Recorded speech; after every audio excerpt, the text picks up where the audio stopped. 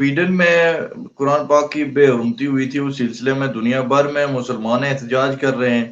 Tokyo में भी इस सिलसिले में हुआ एहतजाज, पाकिस्तान में भी तकरीबन तमाम शहरों में एहतजाजी मुजाहरे हुए हैं। तो आप क्या समझते हैं कि इन मुजाहरों से कोई फ़र्क पड़ेगा, या क्या पहले भी तो स्वीडन में ऐसा होता रहा है और मुजाहरे तो दुनिया भर में होते ही रहे हैं, तो उनका अभी तक कोई फ़र्क पड़ा है या आगे इन मुजाहरों से फ़र्क पड़ सकता है? जी देखें अली, फर्क तो पड़ता है, ऑब्वियसली पड़ता है। जब आप एक किसी किसी भी मुल्क या किसी भी दुनिया के किसी हिस्से में जब लोग हजारों की तादाद में निकलें तो वो ऑब्वियसली उसको मीडिया कवरेज देता है, चाहे कोई और दे ना दे, उसका अपना मीडिया कवरेज देता है।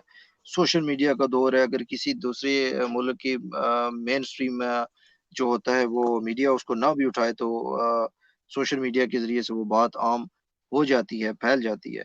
तो इसका थोड़ा इसका असर तो होता है, या हम आप ये नहीं कह सकते इसका कोई फ़ायदा नहीं है या इसका कोई असर नहीं होता, होता है। लेकिन इसका ये जो एहतजाज हम लोग करते हैं, करना भी चाहिए, अच्छी बात है, चलें, क्योंकि हमारे अंदर इतनी ताकत ही नहीं बची। अपने मुल्क के अंदर एहतजाज करने के सिवा आप कर भी क्या क्या सकते हैं? क्या आप स्वीडन के अंदर जाकर या अमेरिका के अंदर जाकर किसी को कुछ कर सकते हैं? नहीं कर सकते। उस वक़्त तक नहीं जब तक आपकी जो रियासत है वो आपका साथ ना दे और रियासत आपके साथ खड़े होकर किसी चीज़ को इश्यू या किसी चीज़ या किसी इश्यू को हल करने में आपके साथ उनका स्टैंड ना हो।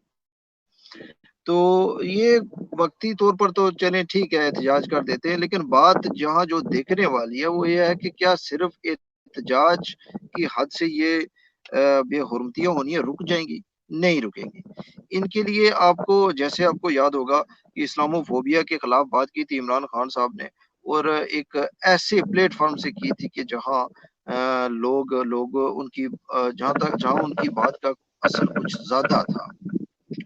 और काफ़ी उसके बाद उसके उसके ऊपर कुछ न कुछ हद तक रोकथाम हुई थी।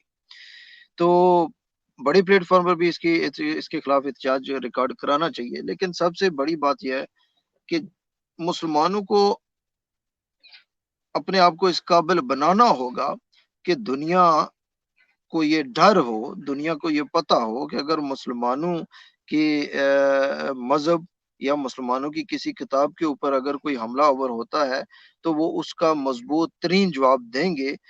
मेरे ख़्याल से जब तक मुसलमान अपने आप को इस काबिल नहीं बना लेते कि वो किसी की आँख में आँख डाल कर कहें कि अगर तुमने ये किया तो इसका खमियाज़ा तुम्हें भुगतना पड़ेगा, और तब तक ये वाक़यात रुकने वाले नहीं हैं। जी। काबिल आपकी राय में कैसे बनाया जा सकता है सर? अगर हम देखें तो तकरीबन 56 प्लस मुस्लिम कंट्रीज तो हैं। सऊदी अरेबिया, यूएई काफ़ी अमीर-अमीर ममालिक भी हैं। अगर हम पाकिस्तान की बात करें, चले हम तो भूखे हैं। हम तो आईएमएफ के कर्ज़ों पे पलते हैं, तो हम कोई उनका कुछ बिगाड़ नहीं सकते। अगर आप तुर्की को देखें, वो भी अमीर मुल्क भी है, करेंसीज़ भी इनकी सही हैं। तो आपके ख़्याल में सर असल फ़ॉल्ट कहाँ पे है इस उम्मत में? क्यों हम कुछ नहीं कर पा रहे इसमें? देखिए, आपको याद होगा कि तुर्की के अंदर एक बार मुज़ाहरे हुए थे, पहले भी इस तरह के। तो अ जो तुर्क सदर थे उस वक़्त, तैयब रजब अर्दगान, उन्होंने, आप देखें कि वो जो रैली थी जहाँ लोग जमा थे, उसके अंदर बराह रास्त पाकिस्तान का नाम लेकर उन्होंने कहा था कि पाकिस्तान आओ हमारे साथ खड़े हो और इसका मुकाबला करो। अच्छा, आप देख रहे हैं, वो तो हमें पुकारते हैं, वो कोशिश करते हैं, लेकिन हम उनके साथ स्टैंड लेने को तैयार ही नहीं, हम उनके साथ खड़े कभी हुए ही नहीं। और खड़े खड़े क्यों नहीं होते? खड़े इसलिए नहीं होते क्योंकि हम लोग जो हैं वो गदागर हैं। हम लोग जो हैं वो अमेरिका के दिए हुए टुकड़ों पर पलते हैं, ठीक है? जिस दिन आप अपने कदमों के ऊपर खड़े होगे, उस दिन आपके साथ 2-4 तैयब अर्दगान जैसे लीडर और उनके अवाम भी आपके साथ खड़ी हो जाएगी, और आप बाकी बड़ी कुव्वतों की आँख में आँख डालने के काबिल हो जाएँगे। अ, आप हालत ये है, आप इस बात से अंदाज़ा लगा लें कि ईरान का बॉर्डर पाकिस्तान के साथ है, और ईरान के अंदर पेट्रोल, मिट्टी का तेल, डीजल, यानी जितनी भी ये चीजें हैं, पेट्रोल, डीजल, ईटीसी, ये बहुत वाफर मकदार के अंदर है।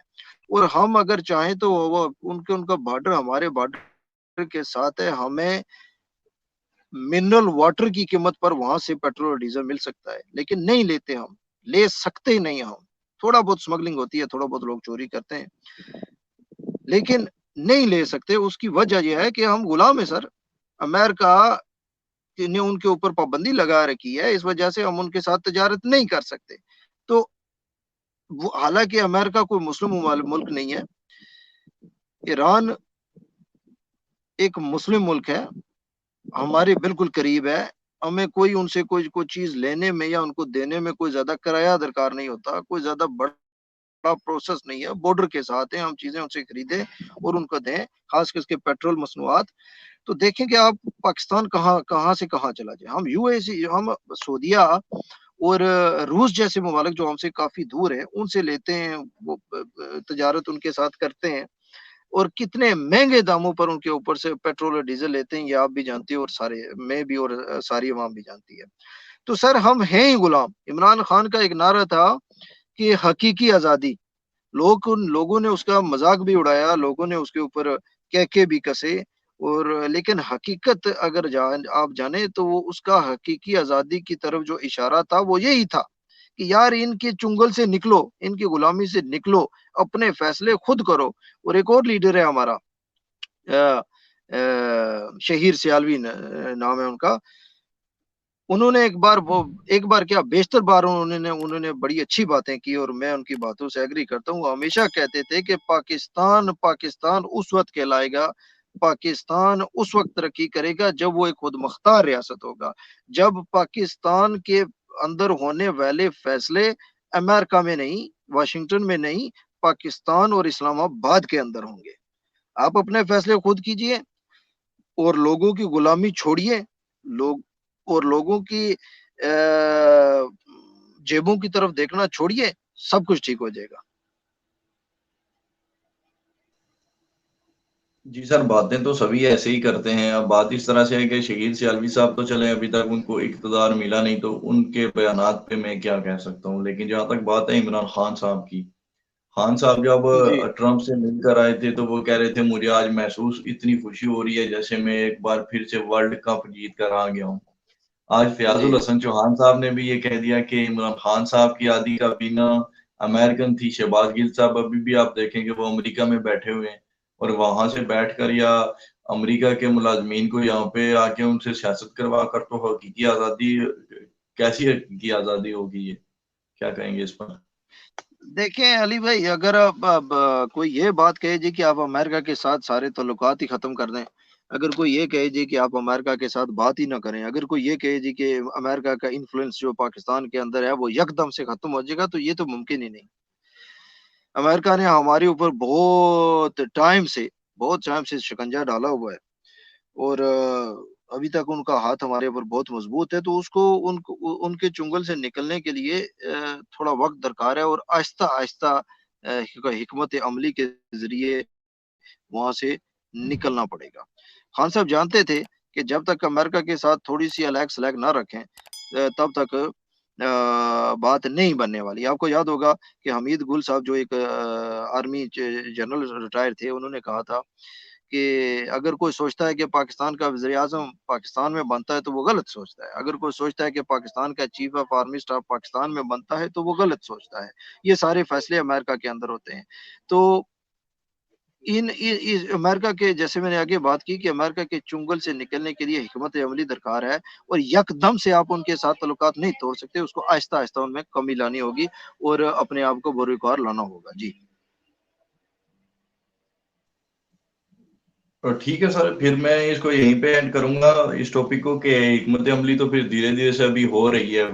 कि आप देखें कि जी रशिया से हमने पेट्रोल लेना शुरू कर दिया, और अमेरिका पे जो हम बहुत ज्यादा डिपेंडेंट थे वो अब हम धीरे धीरे उनके चुंगल से निकल ही रहे हैं। क्या आप कह रहे हैं कि पीडीएम की क़यादत जो है वो अमेरिका के चुंगल से आहिस्ता आहिस्ता निकल रही है, रशिया से तेल रही है? नहीं निकल रही।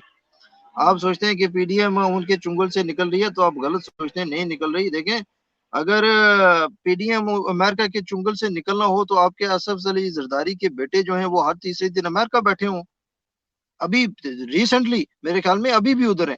دیکھیں نجی دورے پر وہ ان کے قدموں سے اٹھ ہی نہیں رہے.